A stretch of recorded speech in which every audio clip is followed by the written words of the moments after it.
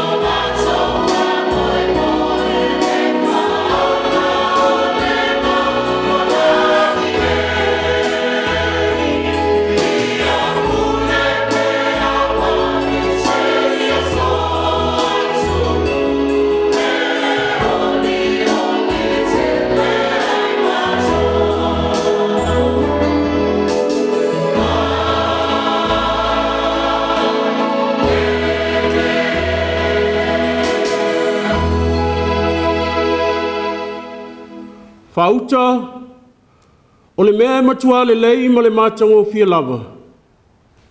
Pe anu nofo whaatasi lava o uso. Wa tusa ma le sua u le lei lunga o le ulu. Na ta feifo I le ava. O le ava lava a rona. Na ta feifo I le ua o na ofu. E tusa ma le sau I eremoni. Wa tutoa ifo I luma o maunga o siona. Awa na poloa I le ali, ia o iai lana whaamanuia. O le ola lava lea e whaabavau. Tātou te talo mo le angang paia. Manawa maia mo I mātou lo mana. Ina ia mawhai o na mātou whai ale nei tāpua'iga e ala I lau taitainga. Ua vivi I lau whanau, ai maise o lau atunuu I le nei tae ao o lau sapati. A fio maia, se ea ia ina o mātou loto, ma papatiso ina I mātou e ala I lo wanganga. Ina ia mātou whai ai o le nei sau ninga I le moni ma le wha maoni. Ma ia vi ia aila ua fio e wha vavau. Ono Yesu a mātou mua I wala awa tuai nei. Amene. O le vi inga o le atua o le atātou pese ai, o le pese valu. Valu le vi inga o le atua o le atātou pese ai.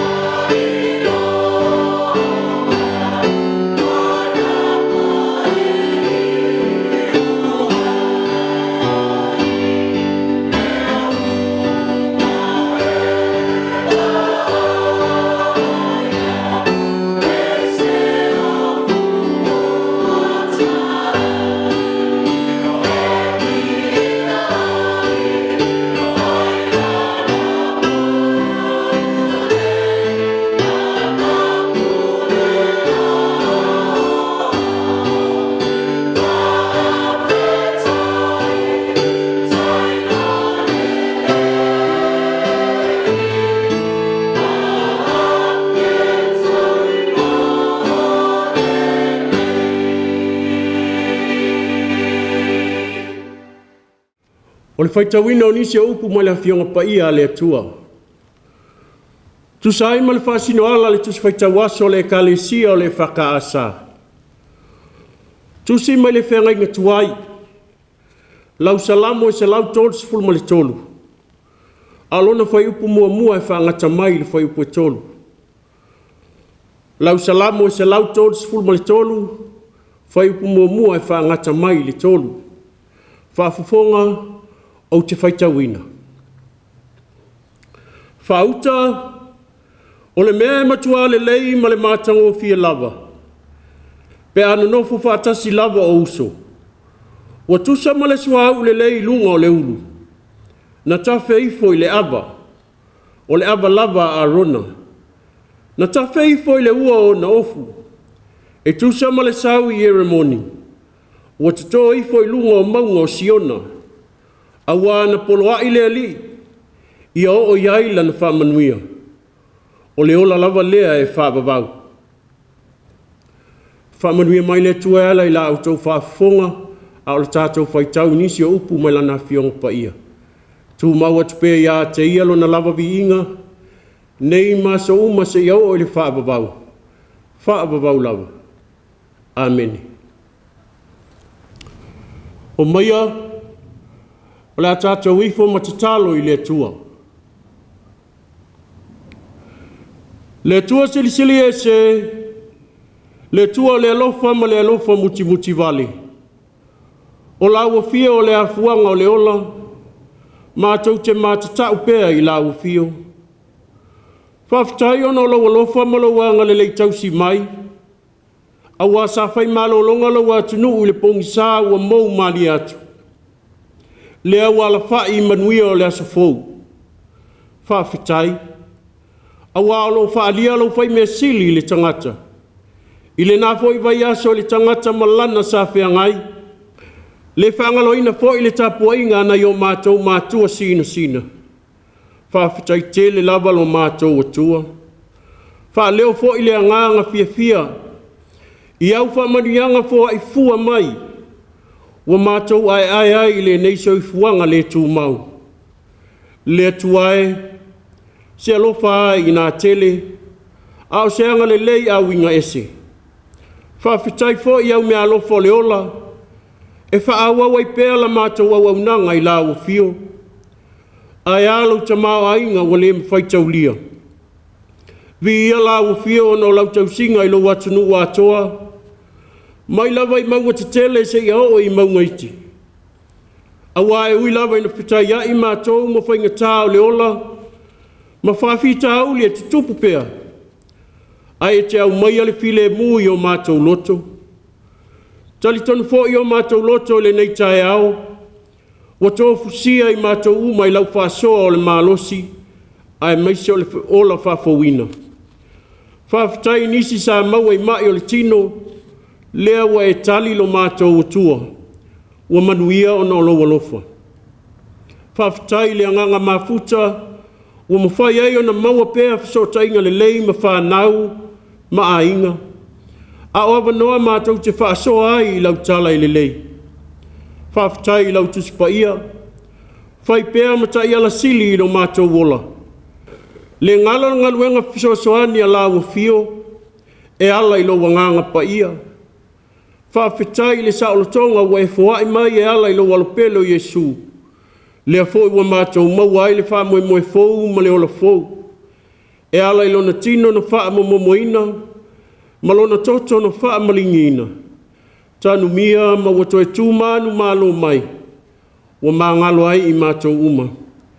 Tūmau pēa ia te oele vi inga. Le wha manu ma le wha netanga. Nei māso uma se iau o le wha vavau. Tatalo whato e se le pueango fio lo mātou wola. I mai lei ali ti apolo le lalolangi. A wae ui lawa i na mātou loa le mele lei e ao na mātou whai. Ai wapu leo mātou loto e ti ngā ma le ola whitu wai. Le aise nofu whialo whani, ma se ngā lulu e whātasi. Wha mā ngā lolo mātou wola le wha maoni.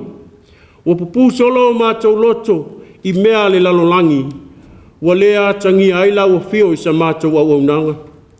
ua toe le iu le tali atu i lau alofa, ua mātou manatu, ua sao matonu la mātou a mio. Whātou ese fōi ono lo mātou le whai o le a mio tonu, pe awhitai a ilo mātou ola ma whainga tā o leo langa. Ai alo mātou wha amasino atu leo langa o nisi. Ai pongisa pēa lo mātou wa ai o mātou tangata. Wha mangalo lo mātou tau pēa i la o fio. Ai wale tusa mā mātou a mionga o whaia pēa. Ua mua le tangata pe a se li lia matali ta oto i wha manuianga. Taimi fo ia ua nimo la o fio i manatu. Ai te tongo langona ne ne e matali wha solo le tumu fo a soa mai o la o fio. Lo mātou o tua alo whae. Ua anga sala lava le tangata. Wha mangalo i mātou le toto le sala o Yesu Keriso. Ia vea fo i lea ma vai tafe e ola usi ai o mātou tangata. Le tua pa i ai. E tonu mama mana o wala uma. O ai a mātou o i ai. O i lau o fio le ola ma le puna lilo lo mātou malosi. Whamanuia i lo wātu nu. I tulu inga uma o le lalolangi. Mana tua fo i lau e kāle sia o ao i ona tūlanga atofi uma. Ai maise o fuafuanga whātātitia mo le neitau sanga wā mātalia. Ia iai o manuia. Mana tua pēa i lātou o tau iwi me mai. A toa ai ma wha mai pepesi. Ia iai lau wha malolonga lo mātou tamā. O wha noanga lo loto ono o mawhitanga mo tusia o tatala leoti. Tatalo i au mailo file mū. A o le mauti noa ia i mātou uma. Tatalo fo i e lofa leo whanau uma lau atunu. I le whaingo fio nei aso. Toa tele leo tau whaasise. Masuinga o leo langa wale maluai a mātou whanau. Alofa lau fio taitaina i lātou i o wala e manuia ai. Anga le leia i lātou ua olos sawaina. Ono pūle ngā nisi. Ia apa atu o au alofa. E le whangaloina fo i le lalolangi vevesi. Ia iai lo alofa. Tatalo mo le nofo whealofani o lo watunu. Ia maua le whengalenga le ai ma le loto ngata stasi. Ina ia maua e o tangata le file mu moni mai lau fio. Ia mauti noa o le loto ngatasi o le mea alofa fua i fua mai mo le tangata. Ina ia maua le whealofani o mafutanga taitasi. Ma whaatupu ai le file mu mga lulu e whaatasi. Ai sili o nā mea uma lo mātou atua. O le alofa moni lo mātou tamā. A mātou whaalongo e lo finangalo la ungaina o le nei asusā. Fesoasoa ni mai lau au auna. Ina i alu mo le manino la upu fola. Fesoasoa ni fo i la mātou whaalongo. Ina ia mātou mala malama i lo finangalo. Ua mātou tālo sanga ia. Whatasi matatalo lilo i loto o lau whanau. Mātou wofo i nātu le nganga o le whātuatua. E ala ia Yesu Keriso lo mātou ali i ma lo mātou whaola. Amene. O le pese se lau sifurufiti o le atātou pese ai. Se lau sifurufiti o le pese o le atātou pese ai.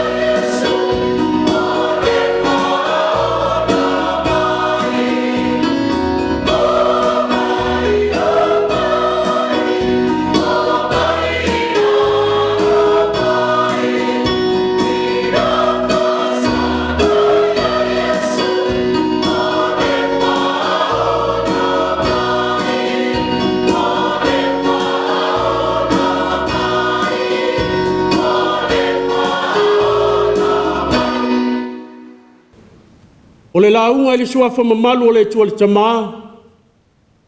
Le alo ma le anganga pa ia. Amene. O le whai upo e lua wa whai ma Matua. O le tusi o le lau Salāmo o se lau tolu tolu. Whaafonga o te toe Faitauina. Wa tusa ma le suau le lei lunga o le ulu. Na ta Hifo i le ava. O le ava lava a rona. Na ta Hifo i le ua o na ofu. Manatu Autū e whaavai ai ma whauwhaunga o le nei asu.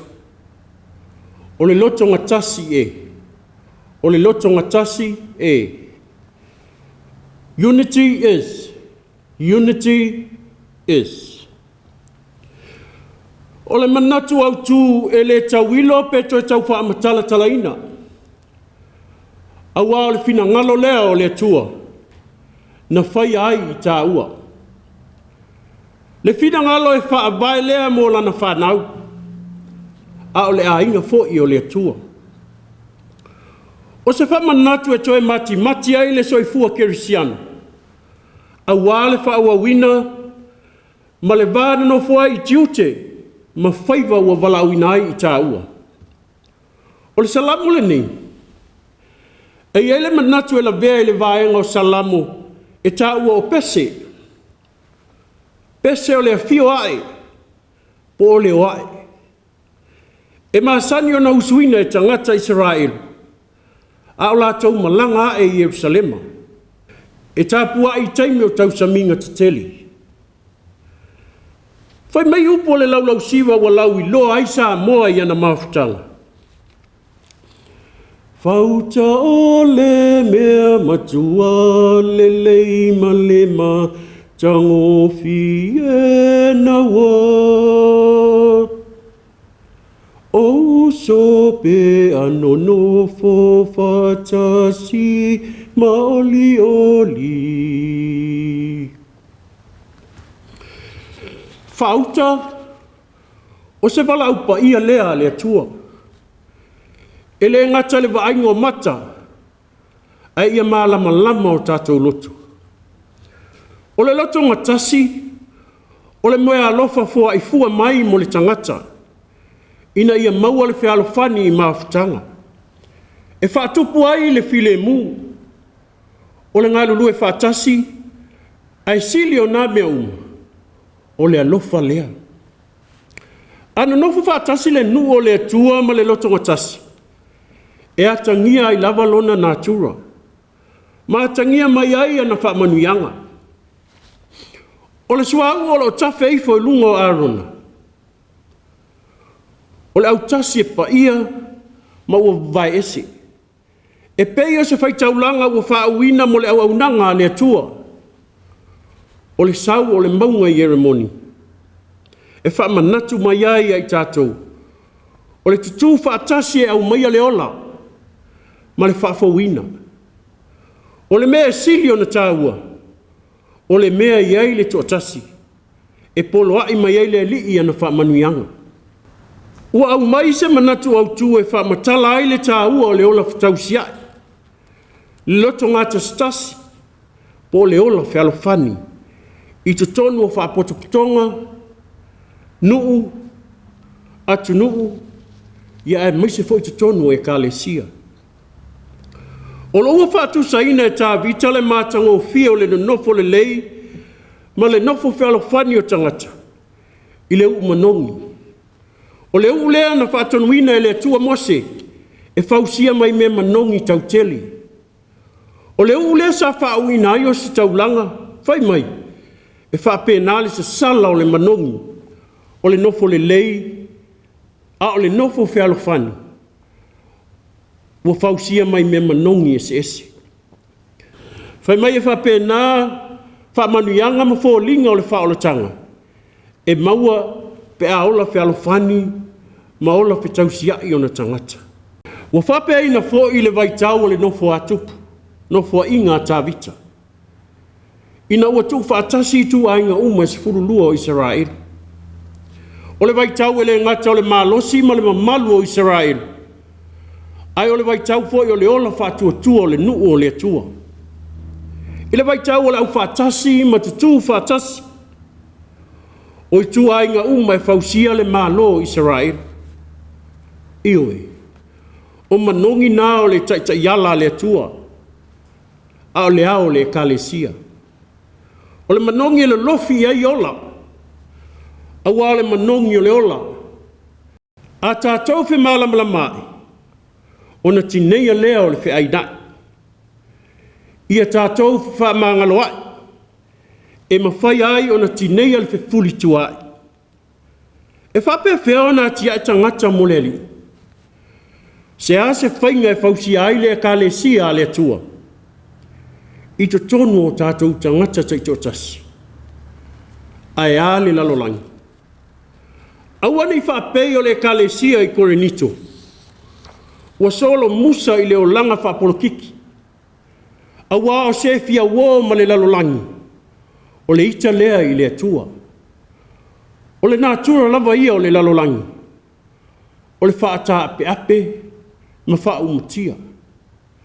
Ai au tau iloa. O te tonunga le mua o maupoponga. O le alofa lea. E whainga o fia o na tasi. Ina ua ta oto ai le alofa.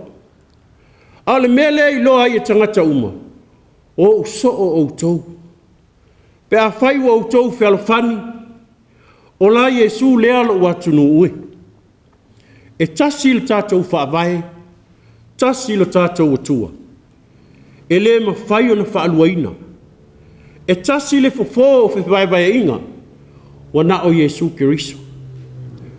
O le nofo whialofani ma le ngālu lue whetau siai o se ainga. Se atu nuu, po o se kalesia. O le whaavae leo me le lei uma. Ma mea tau sa afia e te tupu mai mo le anga i le lumana. Le tua lalo o le tala le lei o le nei tai au. Ia ma mau i tātou ma le fufuli tuai.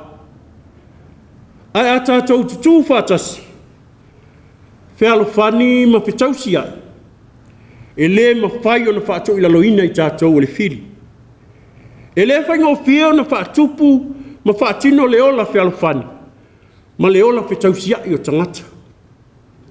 A wafo i ese wha moe moenga ma lava sianga tangata. E sao fo i lava le tangata i ona manatu. Ioi. O lea lava o tātou wa aia i whetau wa i o atunu. Ma le maua se nofo whialofani. Whewātau i pēa o le ona o le sa i linga o le pule. Ai maise o le whihitanga. Le aise alofa. Le aise whengale ngale a. O le fisili. Aise a. O la utali i ai. Le aise maupoponga. A se tō whaa whiutanga. Le anga le whaingo whia na tū whaatasi langona matali to nunga o tangata. Wa ola wa fo i te tonu o a inga. Le fo i wa tātou i loa. Wa whai lava i whamasinoga. Le sa i linga o le amia tonu. Ma le nofo le lei o a inga poto. Se i tau fo ai fete na inga i suafa. Ma whanua o a inga. E ui lava ina so toto ma anu. Wa le ai lava. Ai a tala o le tusipa ia. Mai le amatanga. Wa tātou te wa ai le mea na tupu le usonga a kaino ma aperu. Na fasioti lava e kaino lo na uso a aperu. Ai sa ili mai le atua i a kaino. Po fea lo na uso.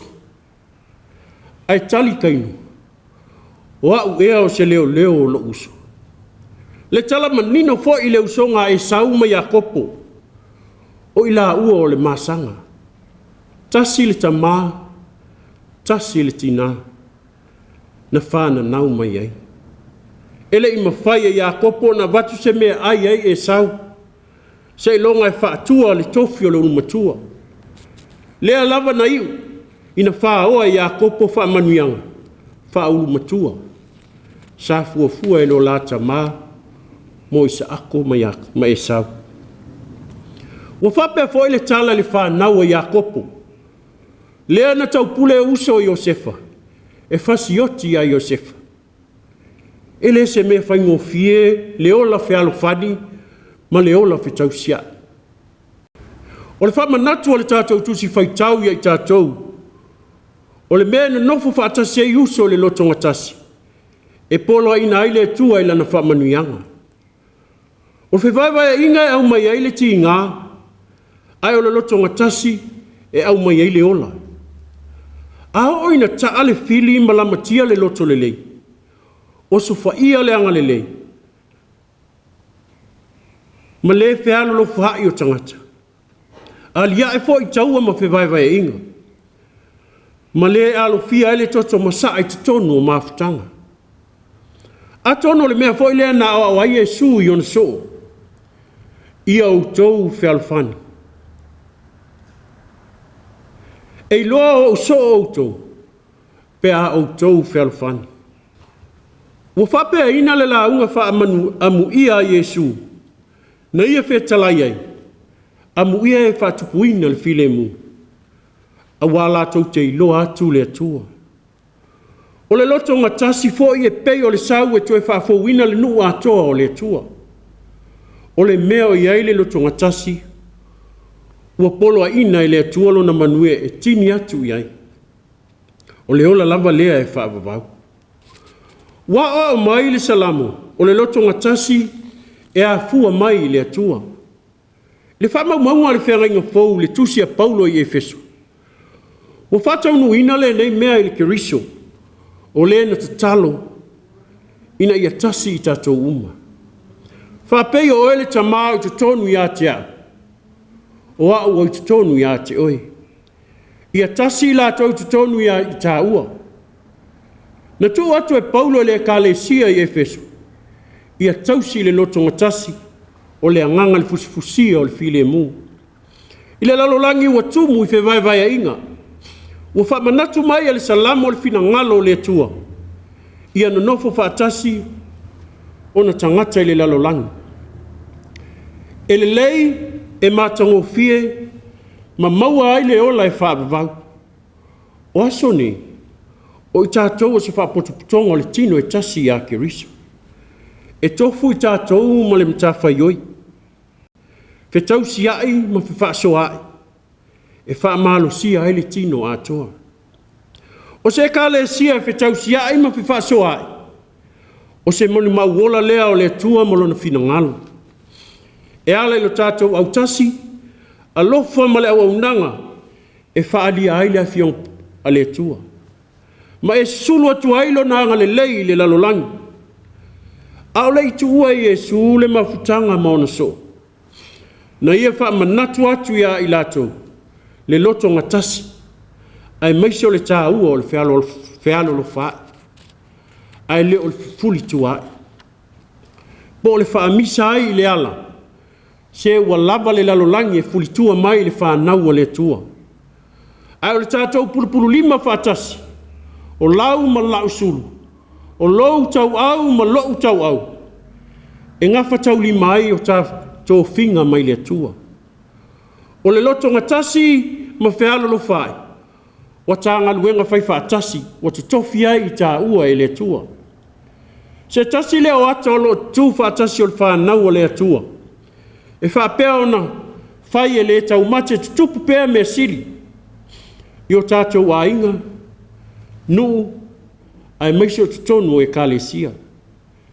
Tāmatou mawhau pēr i ni awala e whausia i mawhutanga le lei. Mo le lumanai o e kalesia. Mawhau i ni awala e mau aile maupoponga a o le ngā lulu e whaatasi. Ma whaatino lana wholafolanga i le lalolangi. Ma lana whofoanga. O se Gāluega i te tala i fo te toa o le alofa.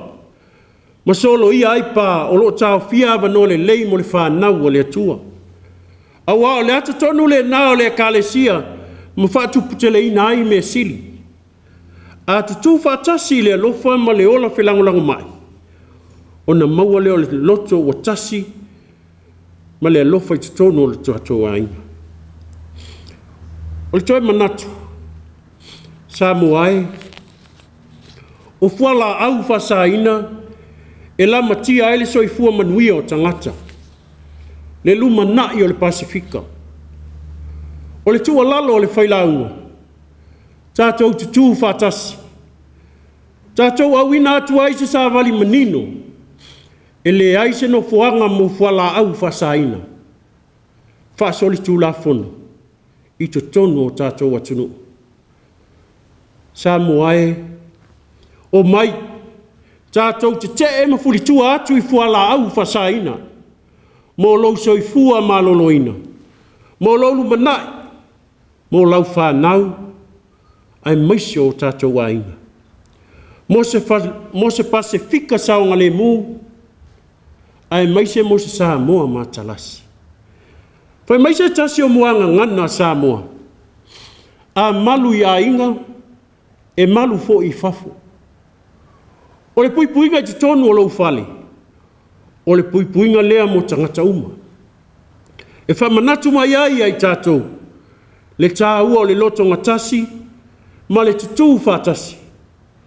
E a mata mai le lango i te tonu a inga. Nuu, mafutanga, ai maise o ekalesia. Ia tātou whāu au pēo na ngā lulu e whātasi. Lango le tasi i le tasi. Ma whausia ai se Salāmo saonga le mū mo tupulanga atai au. O manuia o le tua, wa ia se saa mai mo tangata uma. E ala ino la nofa tū noa, wa atoa ia Yesu Keriso. O le na fio mai, matongi o la ina le tangata wanga sala. O lo na alofa e fusia ai i tātou. Masolo ia ai le whewaiwai inga. O lo na nganga e whamalo si ai i tātou. E pui, masi itia le tasi i le isi. O lo na lea fina ngalo mo le lalolangi. Ia tātou maua le saolotonga, ma le nofo whealofani. Le ola lava lea na mawhauwhau ai le Keriso, e whaapei o na ia alofa mai, e whaapei nao na tātou whealo lo whai. I lau malo, i lau fo i malo. Ai ale whenga iai ma tō whinga na umai e le atua mo i tātou. Le alofa lava lea na o ai Keriso le sātau, e whai ma whaavai manino, na maliu, tanu mia, to e tū manu malo mai le tunga mau. Ona olona nau ia tātou maua le lotogatasi. E whausi ai mau poponga o te tonu o ainga, nuu mai kalesia. Amen. Tātou pese le pese se lau fitu sifuruma le lima. Se lau fitu lima le pese o le a tātou pese ai.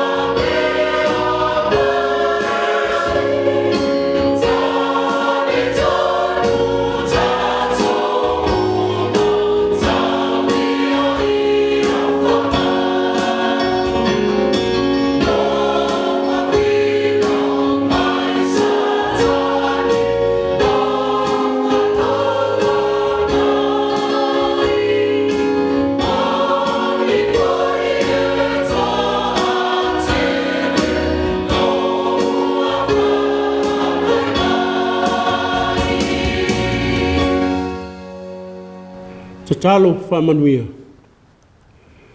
E lei titi le loto whaafitai, o na lau awai mai o mea lava ua mātango fia le whatinonga, o la e ia o la ua fio. Tu mau mai lunga o lau whanau whatuatua ma le lalolangi atoa, le manuia ma le file e mua oe le tamā. Le lofa sa ili mai o Yesu ke riso lo tātou ali i ma le whaola, ma le maftanga le motusia ma lau lava nganga pa ia. Nei maso uma, se ia o le whaavavau lava. Amen.